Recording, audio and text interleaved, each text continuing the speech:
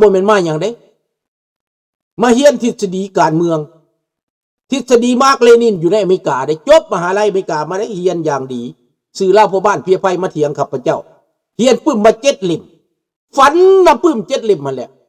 จนว่าบ่เป็นอันกินจนว่าบ่เป็นอันนอนจนว่าบ่ได้เหตุล่าเหตุการณ์จนว่ากินแววแฟไปตลอดมหาอเมริกาได้มีคนบ้านั่นก็มีได้เถียงข้าพเจ้าแต่เรื่องทฤษฎีนั่นแหละ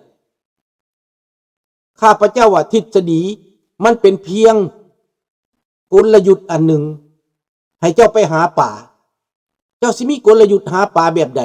เจ้าสิเอาเหยื่อหยังตามเจ้าบ่แม่นตายตู่เจ้าต้องเอาประสบการณ์เฮียนแล้วไปประสบการณ์แล้วปรับไปตามประสบการณ์มาเป็นทฤษฎีมาเป็นวีซ่ามาเป็นบทเรียนคือคนยูเครนเขากระทำอยู่กูมือนี่ทฤษฎีเป็นอีกแบบหนึ่งภาคปฏิบัติเป็นอีกแบบหนึ่งเห็นบ่แต่ว่ามันเป็นหลักการสอนไปซื่อๆแล้วไปเหตุถ้ามันบ่ได้ก็เปลี่ยนปรับไปตามสภาพของมันนี่เห็นบ่คราวนี้เฮียนปื้ม7 เล่มว่าซั่นแต่ว่าความหูปึกว้าวดักดานไปแต่ความเก่านั่นแหละฝันไปแต่ความเก่าตัวเองคิดได้ก็ฝันแนวนั้นอยากให้เฮาไปถูกต้องปองดองกันกับลาวแดงอยากเฮาเข้าใจลาวแดงแต่ลาวแดงมาเข้าใจเจ้าบ่ล่ะเห็นบ่ล่ะว่าเพิ่นเฮียนปึ้มทฤษฎีมาร์กเลนินมา7 เล่มบ่เห็นไปอยู่น้ำเขาล่ะเจ้าเฮียนจบมาแล้วก็ไปเป็นอาจารย์เขาที่ไปอยู่น้ำเขาที่ผัดว่ากินแววแฟอยู่อเมริกาพี่สังเห็นบ่พี่น้องอันนี้ข้าพเจ้าบอกแต่ว่าพ่อบ้านเพียไฟคนไทยๆเฮานี่เดียวดีเฮียนปึ้มทฤษฎีมักได้นินข่อยเบิด7 เล่มเหรอถือยังกันอยู่ในแพวทอกนี่จนว่าห้องแพวทอกสิแตกจื้อบ่ทันโทรมาจื้อได้อยู่บ่พ่อบ้านเพียไฟนั่นยังขึ้นฮอดเราอยู่เด้อมาเถียงกันในแพวทอกนี่นะบ่แม่นธรรมดาขึ้นเสียงขึ้นปากใส่กันรถใดจับไม้ใส่กันรถใดเถียงกันน่ะทฤษฎีน้ำเน่าเด้อมันเฮ็ดให้คนน้ำเน่าได้เฮียนสูงกว่าได้ก็อย่าจบภาษาอังกฤษจบจนว่าบ่มีบทเรียนพู้นแล้วเรื่องอันปึ้มมันน่ะแต่มันใช้การบ่ได้มันเป็นเพียงแต่ทฤษฎีพี่น้องเห็นบ่ล่ะเจ้าอยากเฮียนก็เฮียนแต่เจ้าใช้บ่ได้มันบ่ได้เกิดประโยชน์แต่ทฤษฎีแคปิตอลิสต์ของเขานี่มันใช้ได้เรื่องหากำไรเรื่องค่าเรื่องเทคโนโลยีเรื่องความคืบหน้าเรื่องการทันสมัยเรื่องการเปิดใจเรื่องการอยู่ร่วมกันเขาเฮียนดีโซเชียลิซึมก็อยู่ใส่อยู่แคนาดานี่โรงหมอฟรีโรงเรียนฟรีเห็นบ่ล่ะปัวแขวฟรีได้เงินเฒ่าได้เงินแก่ได้เงินสวัสดิการแต่สปป.ลาวบ่ยอมเสียเปรียบสังสินใจคือพวกเฮาน้องจันทวีว่าแม่นแท้ๆเห็นบ่มันแม่นแท้ๆน้องจันทวีเฮานี่แม่นสังสินใจลูกเต้าหลานเลนเฮาเป็นสังสินใจไปเรียนจบมากลับขึ้นมาสร้างบ้านสร้างเมืองกลับขึ้นมาเปลี่ยนแปลงระบบการปกครองกลับขึ้นมาแก้ไขปัญหาคำไต่มันบอกถ้ากูบ่ตายสู้สิเปลี่ยนบ่ได้การปกครองนี่บักหานี่นะตายแล้วกระดาสาบแสงมันไปมันกีดขวางไว้จนมือฮอดมือมันตายบักนี่ละคุณซาดบักนักแผ่นดินบักผีปอบบักผีหยาวายตายไปก็มึงตกนรกปีนต้นยิ้วอยู่ทุกมื้อทุกวันเด้อพวกเฮาในเขาพากันเลียนแบบลาวนอกลาวฟู้ดเฟสติวัลเทศกาลอาหารลาวแฟชั่นโชว์แม่นอเมริกาเขาก็เฮียนนำเฮาเขาผสมประสานกันได้มันพากันโซลาดบางหลวงทั่วประเทศเดียวพากันตายมกเองหมดแม่นแต่อย่าเฮาอย่าถ่ายมันตายเฮาเตะมันไปก่อนเฮาร่วมใจกันลบล้างมันก่อนตอบโต้มันก่อนคือเฮาเฮ็ดนี่นะเฮาสามัคคีกันไว้นี่แหละมันไปนรกแหละแม่นหลานมามันไปนรกแล้วบักคำไตมันตายไปนรกเลือดแดงที่ปากจ่อยวายมันไปเป็นผีแล้ว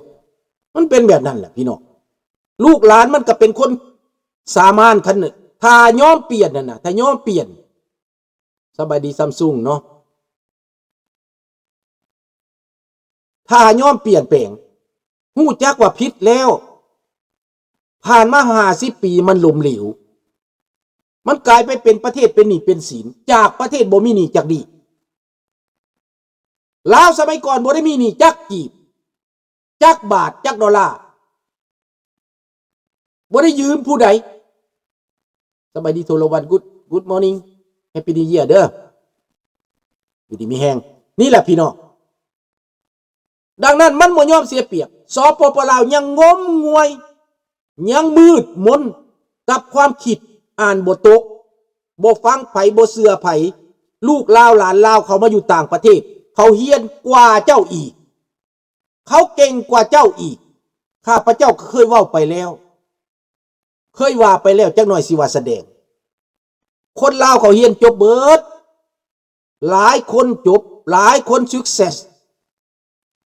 หลายคนเป็นศาสตราจารย์หลายคนเป็นนักเสี่ยวซานคนลาวนี่นะติดอันดับโลกแล้วอยู่ใน NASA ก็มีอยู่ในระบบ AI ก็มีอยู่ในระบบเทคโนโลยีสูงๆก็มีอยู่ในอวกาศก็มีอยู่ในยนต์ที่สูงสุดก้าวหน้าที่สุดก็มี Boeing F-35 ก็มีทุกสิ่งทุกอย่างพี่น้องดังนั้นขึ้นบนดูละโง่จ้าละหลังดักดานบ่ยอมเปลี่ยนแปลงNASA ก็มีหลาน AI ก็มีบ้านลูกนี่แหละได้หัวหน้า AI ผู้หนึ่งอยู่นี่นะจบเองเบิดจบจากแคลิฟอร์เนียพุ่นเห็นบ่ล่ะใบประกาศก็ว่าให้ฟังแล้วเป็นศาสตราจารย์แล้วอยู่เมืองลาวนะกว่าบักทองรุ่น10 เท่า20 เท่าแล้วแต่มันยอมเสียเปรียบบ่ล่ะมันยอมเฮียนหู้น้ำลูกน้ำหลานบ่ล่ะมันยอมเสือลุงสุนทราว่าบ่ล่ะมันสู้ลุงเสือให้มันดีเบตมาโลดคันมันเก่งบักด็อกเตอร์ทองรุ่นบักขีปลาแดกบักขีปลาทูมึงสถาปนากันเองนะมึงมาดีเบตกับลุงโลดคันแน่นอนเด้อทองรุ่นกูสิเอาขี่มึงเหี่ยพุ่นแหละตอนมึงเข้ามากูเห็นมึงใส่เกิดติดรถน่ะมึงอยากขี่ขี้โม้มึงอยากขี่คุยบักสอนใส่คือกันเห็นบ่ฮู้จักหยังพ่อแม่ตัวเองกอบโกยร่ำรวยไว้ใหญ่มาซะแบบนั้นครอบครัวที่ขี้หลักแม่นแล้วมันมีกิเลสปานใดก็ตามคันฮู้ว่าผิดละเซาคือประเทศเขานั่นมีสปิริตทางการเมืองฮู้ว่าผิดแล้วลาออกฮู้ว่ากระทำผิดแล้วเอาต่างประเทศมาปุ้นประเทศนี่นะขายชาติแล้วพอด100 ปี200 ปีต่อสัญญากันอยู่ตลอดแม่นไผบักทองรุ่นกับบักสอนใส่รับผิดชอบเต็มสมควรตัดคอพวกนี้นะประหารชีวิตคนลาวในประเทศนี่นะต้องลงโทษประหารชีวิตมันจังสิแล้วถ้าสั้นบ่หยุดพวกนี้นะบักทองรุ่นว่าจังใดขอให้พนักงานปฏิบัติตามรัฐธรรมนูญอย่างเคร่งครัดขอให้พนักงานขอให้ประชาชนสืบสวนสิ่งซ้อมตอบโต้พวกลัทธิฉลาดบางหลวงและให้ประชาชนเห็นอะไรล่ะประชาชนเว้าก็บ่ฟังให้ประชาชนเอาอำนาจใดไปเฮ็ดอำนาจก็อยู่ในมือบักทองรุ่นมึงสิตายซะบ่คันมึงสั่งกวาดล้างเบิดสร้างเปลี่ยนแปลงเบิดสร้างปฏิรูปเบิดเหมือนเยอรมันเขาเฮ็ดเยอรมันเขาเปลี่ยนแปลงเบิดเขาโลทิมลัทธินั่นเขาลัทธิประชาธิปไตยมาเขาเจริญไปเท่าใดเท่าคนเยอรมันเขาก้าวหน้าเขาเจริญกองทัพเขาก็ยุบเขาเป็นกองทัพเดียวกันเขาเป็นตำรวจเดียวกันเขาเป็นรัฐบาลเดียวกันเขาเป็นการเมืองเดียวกันประชาธิปไตยแล้วเขาตายบ่ล่ะบักทองรุ่นตาแตกมึงบ่มื่นเบิ่งบ่มึงบ่เคยมื่นตาเบิ่งบ่มึงบ่เคยหูฟังเงี่ยหูฟังบ่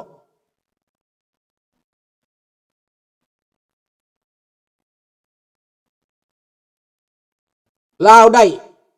ด็อกเตอร์อยู่อเมริกาได้อ้ายไผได้ด็อกเตอร์อยู่อเมริกาบักทองรุ่นได้ด็อกเตอร์อยู่อเมริกา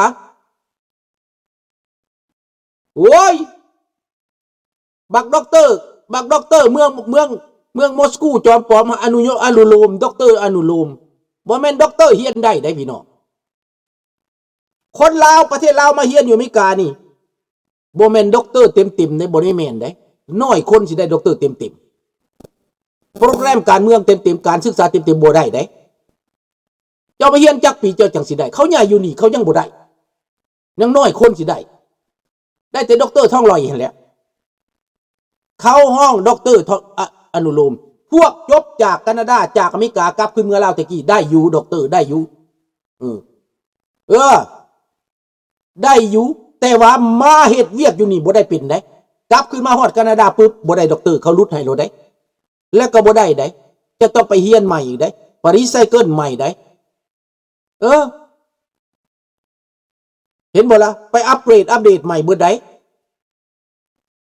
เห็นบ่ไปรีไซเคิลใหม่เขาบ่ได้ให้เป็นรถได้เจ้าสิจบหยังมากะยาพอจบบ้านเจ้านั้นเขาอนุโลมให้ซื่อๆเจ้าฟ้าวเฮียนฟ้าวจบเมื่อปฏิบัติอยู่บ้านเจ้าถ้าเจ้าสิอยู่นี่เจ้าต้องเฮียนให้มันจบมีคนไทยคนหนึ่งมาเฮียนจบอยู่นี่นำลูกข้าพเจ้านี่ไปเอาด็อกเตอร์อยู่นี่ได้แล้วก็เฮียนต่ออยู่ในเหตุการณ์อยู่นี่จนได้จนเก่งอันนี้แม่นด็อกเตอร์อยู่นี่แท้นี่นะแล้วมีหมู่ลูกสาวคนหนึ่งก็เฮียนจบด็อกเตอร์สเปเชียลิสต์มาเฮียนต่ออยู่นี่อีก2 ปีมาเอาประสบการณ์อยู่นี่อีก4 ปีกลับไปเมืองไทยก็เป็นด็อกเตอร์สเปเชียลิสต์นี่อันนั้นแม่นอันนั้นแต่ว่าพวกมาเฮียนไว้แล้วฟ้าวกลับมันบ่แม่นได้เบิดกำหนดเบิดโปรแกรม4 ปีมา4 ปีแล้วกลับเมื่อน่ะแม่นอันเขาไปมอบอันด็อกเตอร์สุรเกียรติเสถียรไทยไปมอบมันเขาห้องด็อกเตอร์กิติมศักดิ์เขามอบให้เจ้าเขายกย่อปอปั้นด็อกเตอร์กิติศักดิ์นักการเมืองมาเอาใบประกาศหั่นน่ะคำไต่บุญทองรุ่นมาเอาหั่นน่ะแม่นปิญญากกิติมศักดิ์ให้เกียรติเพื่อการติดต่อพัวพันเพื่อความนับถือกันและกันได้อันนั้นน่ะมันบ่แม่นเจ้าไปเฮียนจบมาจากประเทศไทยได้บ่ได้แม่นได้เจ้าต้องคิดได้เจ้ายกย่อปอปั้นเขายกระดับให้เจ้าได้อันนั้นแม่นมันกันให้มันยกย่อปอปั้นให้บ่แม่นเจ้าไปเฮียนจบมาได้คันเจ้าไปจบอยู่เมืองไทยเจ้าไปยังก็บ่เฮ็ดคือเขาเจ้าไปยังก็บ่เปลี่ยนแปลงคือเขาล่ะ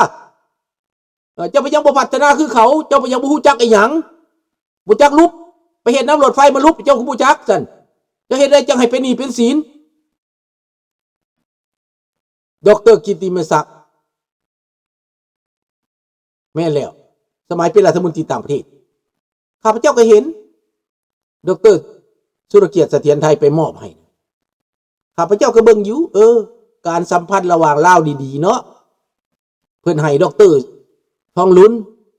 นคือสิเฮียนแบบน้ำเขาเนาะคือสิเบิ่งเขาเนี่ยเนาะคือสิมื่นตาเบิ่งเขาเนี่ยแต่มันบ่ยอมเสียเปรียบเด้แม่แล้วใบหยวดไส้นั่นแหละใบหยวดไส้เอาวัตถุเจ้าแล้วเขื่อนไฟฟ้าเจ้าก็ต้องให้เขาป่าไม้เจ้าก็ต้องให้เขาบ่อนทิวทัศน์งามๆแถวใดงามๆเจ้าก็ให้เขาสัมปทานไปเบิดให้สิทธิ์เขาเบิดนั่นแหละบักแจ็คมาก็ได้แต่บักแจ็คมามันเก่งได้ล่ะมันฉลาดได้ก็สมควรอยู่อันนั้นบักแจ็คมานั่นป่านนั้นเขายังจับบัญญัติเข้าคุกหลายเดือนเติบมิดเงียบไปนะแล้วเอาออกมาบัดนี้ยึดเอาเงินมันเบิดแล้วเอามันออกมาบัดนี้ปากก็บ่ดังแล้วมันก็ย่านแล้วเดี๋ยวนี้นะบักแจ็คมานี่ยังบ่ขึ้นแล้วเดี๋ยวนี้นะเบิดแล้วเบิดเห็นบ่บักสีจิ้นผิงจับบัญญัติเข้าคุกหลายเดือนเติบมิดเกินหน้าเกินตาบ่ได้เพราะว่ารัฐบาลใส่เจ้าเงินกับรัฐบาลเอาให้เจ้าไปเฮ็ดแต่บักแจ็คมามันคิดไงมันคิดแบบโลกเสรีได้บักแจ็คมาได้มันสิไปกลัวมาเบิดมันสิเอาเมืองไทยมันสิเอาหลายบอนบักแจ็คมาเริ่มต้นสิมาเอาเมืองไทยก่อนได้ธุรกิจเต็มหมกเต็มหมู่การขอการค้าแม่นมันเบิดแหละแต่ว่าสีจิ้นผิงบ่พอใจจับยึดเงินยึดคำ